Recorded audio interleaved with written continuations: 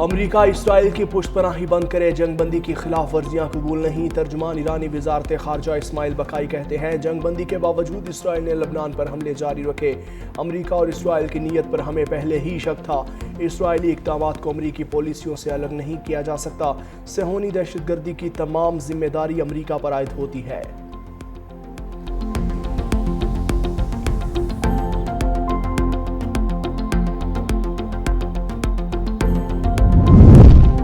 دوبارہ جنگ چھڑ گئی، ایران اور اسرائیل کے ایک دوسرے پر حملے۔ ایران نے اسرائیل پر میزائلوں کی بارش کر دی، کئی علاقوں میں آگ بھڑک اٹھی، سائرن بج گئے، لوگ پناہ گاہوں میں چھپنے پر مجبور۔ پاسداران انقلاب نے اسرائیلی فوجی اہداف کو بیلسٹک میزائلوں سے نشانہ بنایا۔ اسرائیلی فوج کا تمام میزائل روکنے اور ایران پر حملوں کا دعویٰ۔ تہران، تبریز اور اصفہان میں دھماکوں کی آوازیں، کرج کے قریب بھی دھماکے کی اطلاعات۔ امریکی صدر کا ایران اور اسرائیل کے درمیان کشیدگی ختم کرنے کا مطالبہ۔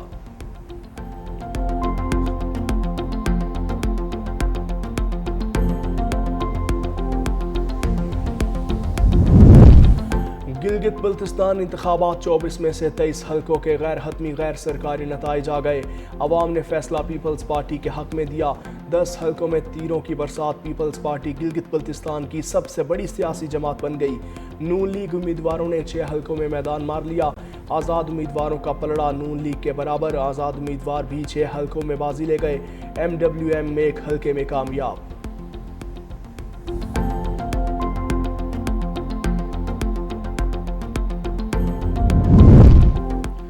راولاکوٹ میں کالعدم ایکشن کمیٹی کے شرپسند عناصر کی فائرنگ، 4 قانون نافذ کرنے والے اہلکار شہید۔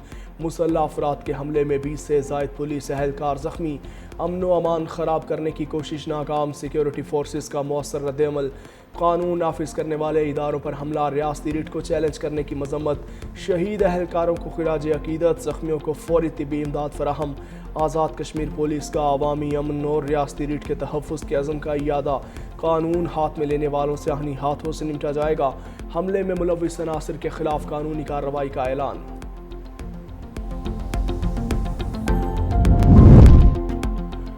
بے نظیر انکم سپورٹ پروگرام کے اخراجات 1% سے بھی کم ہیں۔ چیئرمین بے نظیر انکم سپورٹ پروگرام روبینہ خالد کی پریس کانفرنس۔ کہتی ہیں پورے ملک میں بے نظیر انکم سپورٹ کی رجسٹریشن ہوئی ہے، خیبر ضلع بھی اس میں آتا ہے۔ جرمن ایمبیسڈر نے مزید 7 وینز دی ہیں جو فاٹا اور بالائی علاقوں میں گئیں۔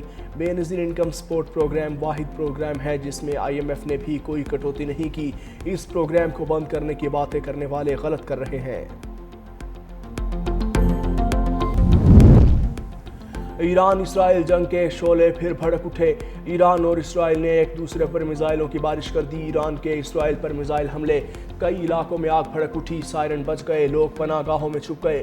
اسرائیلی فوج کا تمام میزائل روکنے کا دعویٰ، فوجی اہداف کو بیلسٹک میزائلوں سے ہدف بنایا۔ پاسداران انقلاب کا کہنا ہے امریکہ اسرائیل نے اپنے وعدوں پر عمل نہیں کیا، اسرائیل فوری جنوبی لبنان پر حملے روک دے۔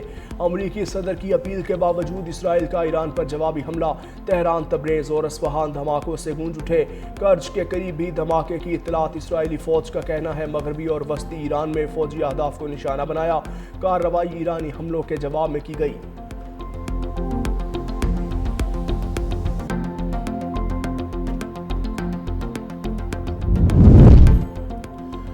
امریکی صدر کا ایران اور اسرائیل کے درمیان کشیدگی ختم کرنے کا مطالبہ۔ ڈونلڈ ٹرمپ نے کہا کہ نیتن یاہو سے کہوں گا ایران پر جوابی حملے نہ کرے، ہم ایران کے ساتھ حتمی ڈیل کے بہت قریب ہیں، ایرانی حملوں سے کسی کو نقصان نہیں ہوا، ایران میز پر آئے اور معاہدہ کرے، ایران نے میزائل داغے، بس اتنا ہی کافی ہے، اسرائیل اگر حملہ کرتا ہے تو معاملہ مزید بگڑ سکتا ہے، نیتن یاہو نے حملہ کیا تو پھر سلسلہ ایسے ہی چلے گا، میں نہیں چاہتا کہ کشیدگی مذاکرات کے عمل کو سبوتاژ کرے۔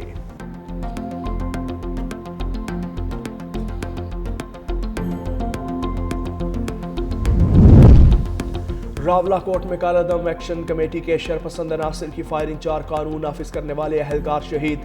مسلح افراد کے حملے میں 20 سے زائد پولیس اہلکار زخمی۔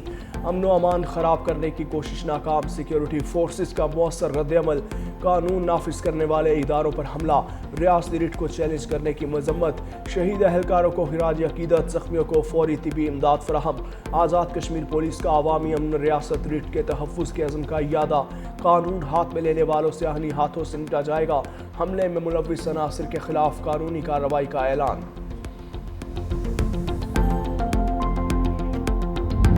چیئرمین پیپلز پارٹی بلاول بھٹو زرداری آزاد جموں کشمیر کی موجودہ صورتحال پر ناخوش۔ اسلام آباد میں پیپلز پارٹی آزاد کشمیر کی پارلیمانی قیادت کا 48 گھنٹے میں تیسرا اجلاس۔ آئندہ سیاسی اور انتظامی حکمت عملی اور حکومتی امور کا جائزہ۔ بلاول بھٹو زرداری کا کشمیر کی موجودہ سیاسی صورتحال پر تشویش کا اظہار۔ بلاول بھٹو زرداری کشمیر سے متعلق تمام صورتحال وزیر اعظم شہباز شریف کے سامنے رکھنے کا فیصلہ۔ کہا کشمیر کے تمام معاملات بات چیت سے حل کیے جائیں۔ ہم نے ہمیشہ کشمیریوں کے مسائل کے حل کو ترجیح دی۔ مسائل کا حل بات چیت کے ذریعے اسمبلی سے نکالا جائے گا۔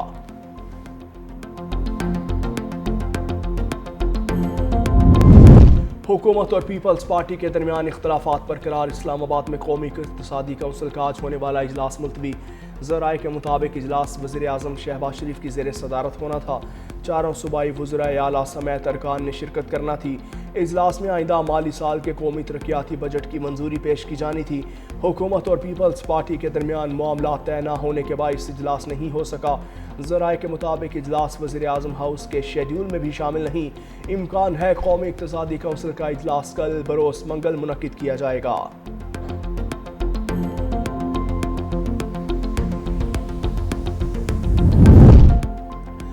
بجٹ سے متعلق تحفظات پر پیپلز پارٹی اور حکومت میں مسلسل رابطے۔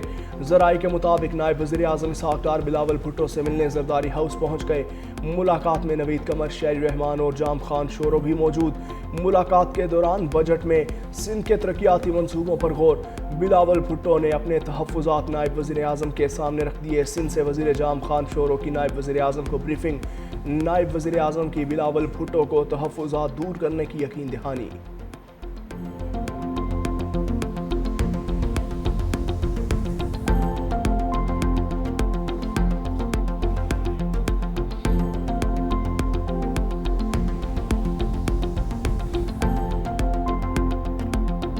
بھارتی جن زی کی تحریک نے بی جے پی کے زیر اثر گودی میڈیا کا گمراہ کن کردار بے نقاب کر دیا۔ کوکروچ جنتا پارٹی کے نوجوانوں نے گودی میڈیا کو دلال اور چور قرار دیا۔ کہا دنیا میں بھارت جیسا جانبدار میڈیا کہیں نہیں۔ میڈیا صرف مودی کی تشہیر اور حکومتی ناکامیوں پر پردہ ڈالنے میں مصروف۔ نوجوانوں کا کہنا تھا کہ گودی میڈیا عوامی مسائل سے لا تعلق اور حکومتی سرپرستی میں چلنے والا پروپیگنڈا نیٹ ورک بن چکا۔ پارٹی رہنما ابھیجیت تپکے کا گودی میڈیا کے پروگرامز میں شرکت نہ کرنے کا اعلان۔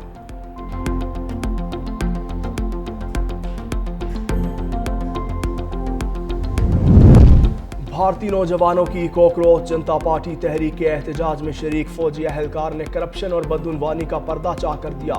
فوجی اہلکار نے سیاست زدہ بھارتی فوج کی سنگین حقیقت بے نقاب کر دی۔ اہلکار نے اعتراف کیا کہ فوج میں کرپشن کا کینسر سرایت کر چکا۔ مودی حکومت نے سیاسی مقاصد کے لیے فوج کو اعلی کار بنا رکھا ہے۔ ماہرین کے مطابق بیان میں بھارتی عسکری ادارے میں اندرونی تقسیم اور ادارہ جاتی بحران کو بھی واضح کر دیا۔